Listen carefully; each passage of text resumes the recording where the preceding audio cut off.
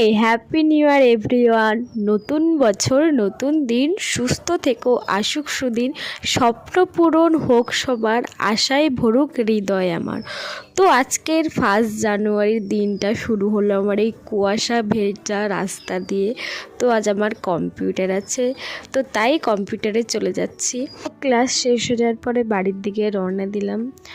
তো যাই হোক, 2023টা মোটামুটি ভালোই কেটেছে এবং 2023-এ আমি অনেক কিছু শিখেছি, যেমন সময়ের সাথে সব কিছুই মানিয়ে নিয়ে চলতে হয়, এবং 2024টাও যেন সময়ের সাথে সব কিছু মানিয়ে নিয়ে চলতে পারি, এটাই আমার উইশ।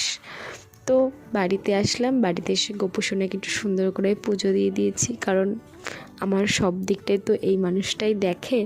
তো তোমাদেরকে একটা কথাই বলি, জীবনে সবসময় একে অপরের পাশে থাকার চেষ্টা করো, কারণ পাশে থাকাটা সবথেকে ইম্পর্টেন্ট।